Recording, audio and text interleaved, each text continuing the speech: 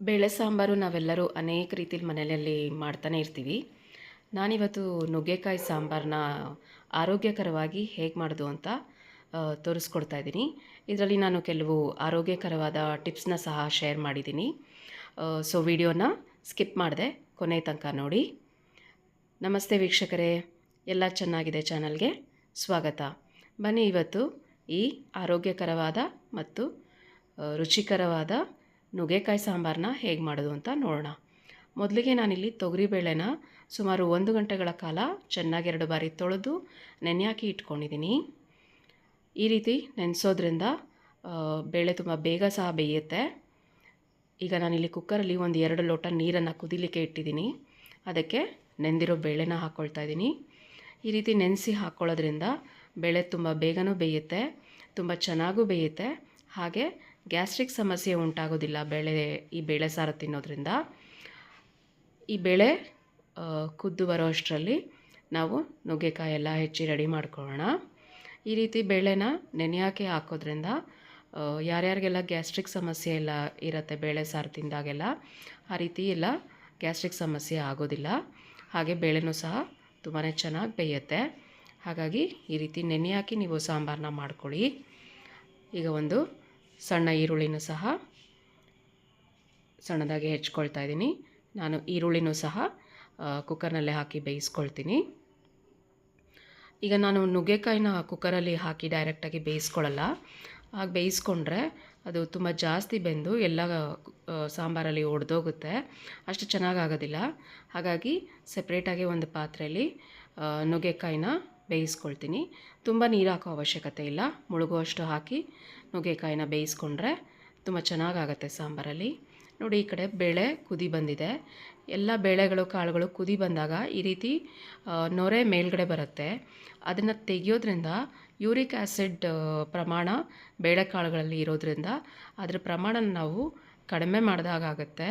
ಹಾಗಾಗಿ uric acid ಸಮಸ್ಯೆ ಇರೋರಿಗೆ ಈ ರೀತಿ ಕಾಳುಗಳು ಎಲ್ಲ ತಿಂದಾಗ ಸಮಸ್ಯೆ ಹೆಚ್ಚಾಗುವಂಥ ಸಂದರ್ಭಗಳಿದ್ದಾಗ ಈ ರೀತಿ ಮಾಡಿದಾಗ ಯೂರಿಕ್ ಆ್ಯಸಿಡ್ ಸಮಸ್ಯೆ ಅವರಿಗೆ ಆಗೋದಿಲ್ಲ. ತುಂಬ ನೆಮ್ಮದಿಯಾಗಿ ಅವರು ಬೇಳೆ ಸಾರುಗಳನ್ನೆಲ್ಲ ತಿನ್ಬೋದು.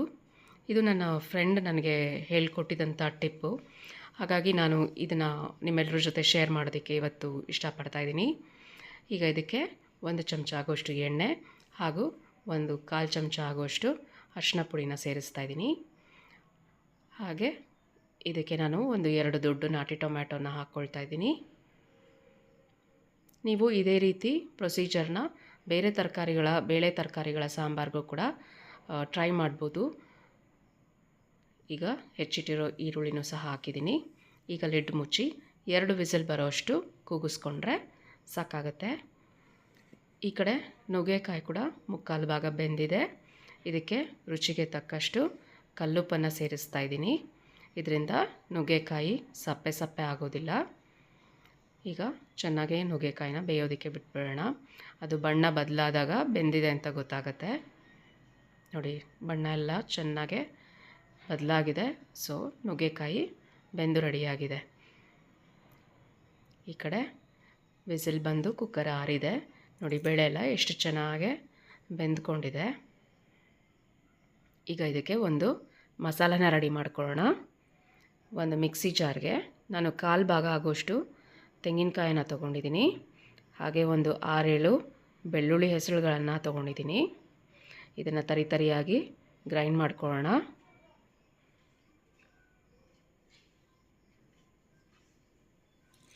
ನಂತರ ಇದಕ್ಕೆ ಸುಮಾರು 1 ನಿಂಬೆಹಣ್ಣು ಗಾತ್ರದ ಹುಣಸೆಹಣ್ಣನ್ನು ತೊಳೆದು ಹಾಕ್ಕೊಳ್ತಿದ್ದೀನಿ. 3 ಟೇಬಲ್ ಚಮಚದಷ್ಟು ಸಾಂಬಾರು ಪುಡಿನ ಹಾಕ್ಕೊಳ್ತಾ ಇದ್ದೀನಿ.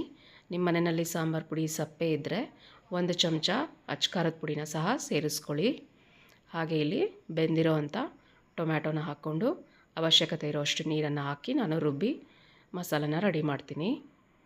ಈಗ ಈ ಕಡೆ ರೆಡಿಯಾಗಿರೋ ಬೇಳೆಗೆ ಬೆಂದಿರೋ ಅಂಥ ನುಗ್ಗೆಕಾಯಿನ ಹಾಕ್ಕೊಳ್ಳೋಣ. ನುಗ್ಗೆಕಾಯಿ ಬೇಯಿಸಿದ ನೀರಿನ ಜೊತೆನೇ ಹಾಕ್ಕೊಳ್ಳಿ. ಈ ರೀತಿ ನುಗ್ಗೆಕಾಯಿನ ಸಪ್ರೇಟಾಗಿ ಬೇಯಿಸಿ ಹಾಕೋದ್ರಿಂದ ಅದು ಎಷ್ಟು ಬೇಕೋ ಅಷ್ಟು ಹದವಾಗಿ ಬೆಂದಿರುತ್ತೆ. ಹಾಗಾಗಿ ಈ ರೀತಿ ಸಪ್ರೇಟಾಗಿ ಬೇಯಿಸ್ಕೊಂಡು ಹಾಕ್ಕೊಳ್ಳಿ ನುಗ್ಗೆಕಾಯಿ. ಈಗ ರುಚಿಗೆ ತಕ್ಕಷ್ಟು ಉಪ್ಪು ಹಾಕಿದ್ದೀನಿ. ಹಾಗೆ ರುಬ್ಬಿಟ್ಕೊಂಡಿರೋವಂಥ ಮಸಾಲನ ಸಹ ಸೇರಿಸಿದ್ದೀನಿ. ಈಗ ಇದಕ್ಕೆ ಎಷ್ಟು ನೀರು ಬೇಕು ನೋಡಿಕೊಂಡು ಮಿಕ್ಸಿಗೆ ಹಾಕ್ಕೊಳ್ಳಿ. ನಾನು ಸುಮಾರು 1.5 2 ಲೋಟದಷ್ಟು ನೀರನ್ನು ಇಡೀ ಸಾಂಬಾರಿಗೆ ಬಳಸ್ತಾ ಇದ್ದೀನಿ. ಈ ರೀತಿ ಸಾಂಬಾರು ಮಾಡ್ಕೊಳ್ಳೋದ್ರಿಂದ ಬೇಳೆ ಸಾಂಬಾರು ತುಂಬ ರುಚಿಯಾಗೂ ಆಗುತ್ತೆ. ಹಾಗೆ ಯಾವುದೇ ರೀತಿ ಸಮಸ್ಯೆ ಇಲ್ದಿರ ಸಹ ಎಲ್ಲರೂ ಕೂಡ ತಿನ್ಬೋದು. ಈಗ ನಾನು ಸುಮಾರು ಒಂದು 2 ಚಮಚ, ಸಣ್ಣ ಚಮಚದಲ್ಲಿ 2 ಚಮಚ ಆಗುವಷ್ಟು ಬೆಲ್ಲನ ಹಾಕ್ಕೊಳ್ತಾ ಇದ್ದೀನಿ. ಹಾಗೆ ಎಷ್ಟು ಬೇಕೋ ಅಷ್ಟು ನೀರನ್ನ ನೋಡಿಕೊಂಡು ನಾವು ಸೇರಿಸ್ಕೊಳ್ಳೋಣ. ಉಪ್ಪು ನೀರು ಎಲ್ಲ ಈ ಹಂತದಲ್ಲಿ ನೀವು ಎಷ್ಟು ಬೇಕು ನೋಡಿಕೊಂಡು ಚೆಕ್ ಮಾಡಿಕೊಂಡು ಹಾಕ್ಕೊಳ್ಳಿ. ನೀವು ನಿಮ್ಮ ಮನೆಯಲ್ಲಿ ಈ ರೀತಿ ಒಮ್ಮೆ ನುಗ್ಗೆಕಾಯಿ ಸಾಂಬಾರನ್ನ ಮಾಡಿ ಹೇಗೆ ಬಂತು ಅಂತ ಕಮೆಂಟ್ ಸೆಕ್ಷನಲ್ಲಿ ತಿಳಿಸಿ. ನಾನು ಈಗ 1 ಲೋಟ ಆಗೋಷ್ಟು ನೀರನ್ನು ಹಾಕ್ಕೊಂಡಿದ್ದೀನಿ. ಇದನ್ನು ಚೆನ್ನಾಗೆ ಕುದಿಲಿಕ್ಕೆ ಬಿಟ್ಬಿಡೋಣ. ಇದು ಕುದಿಯೋ ಅಷ್ಟರಲ್ಲಿ ಒಂದು ಒಗ್ಗರಣೆನ ರೆಡಿ ಮಾಡ್ಕೊಳ್ಳೋಣ. ಈಗ ಒಂದು ಒಗ್ಗರಣೆ ರೆಡಿ ಮಾಡೋದಕ್ಕೆ ನಾನು ಒಂದು ಪ್ಯಾನ್ಗೆ 2 ಚಮಚ ಆಗೋಷ್ಟು ಎಣ್ಣೆನ ಹಾಕ್ಕೊಳ್ತಾ ಇದ್ದೀನಿ. ಎಣ್ಣೆ ಬಿಸಿ ಆದ ನಂತರ 1 ಚಮಚ ಸಾಸಿವೆ, ಒಂದು ಅರ್ಧ ಚಮಚದಷ್ಟು ಜೀರಿಗೆ, ಹಾಗೆ ಹಿಂಗನ್ನು ಹಾಕ್ಕೊಳ್ತಿದ್ದೀನಿ. 1-2 ಒಣಮೆಣಸಿನ್ಕಾಯನ್ನ ಮುರಿದು ಹಾಕ್ಕೊಳ್ತೀನಿ. ಹಾಗೆ ಕರಿಬೇವಿನ ಸೊಪ್ಪನ್ನು ಹಾಕ್ಕೊಳ್ಳೋಣ.